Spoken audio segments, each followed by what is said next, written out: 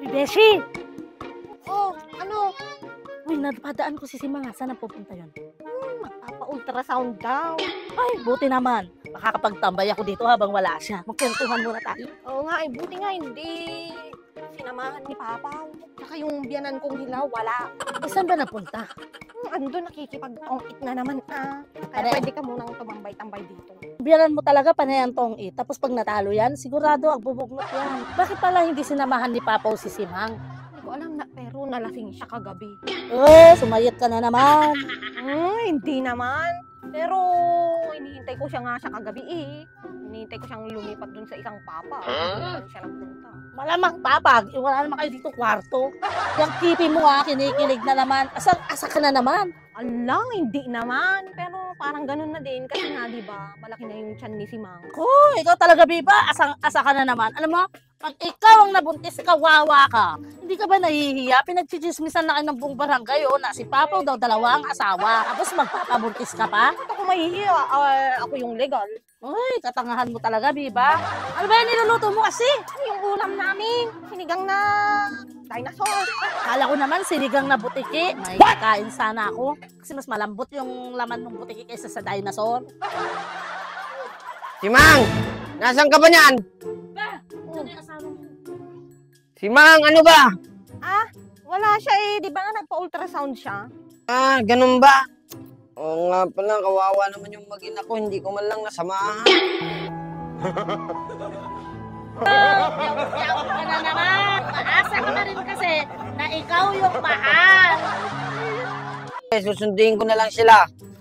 Yung mahal na mahal ko si Simang. I love you, Simang. Mahal na mahal kita, Simang.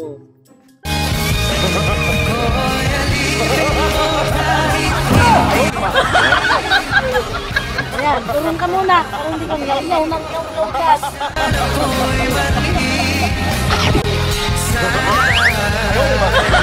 Biba, nasan ba yung susi ko? Pakikuha nga dyan. Biba, yung susi. Tapos mo naman. Sinasaktan ka na nga. Bandit ka talaga. Mas naman Pakibilis, yung susi.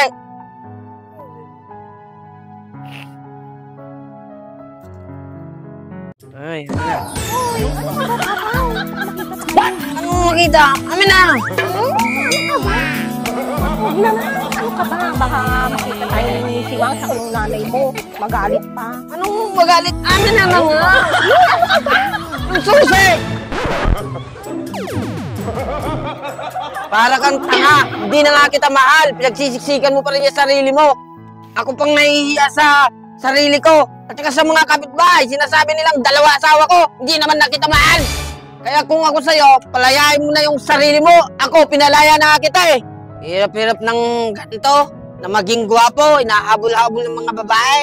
Kaya kung ako sa'yo, lumayas ka na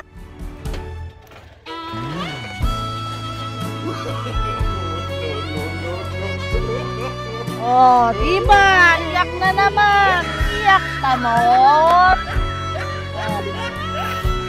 Steven, lasing lang siya kaya naman sasabi sa akin.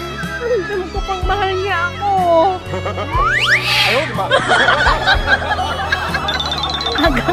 Mahal? Sigurado ka? Mahal ka pa?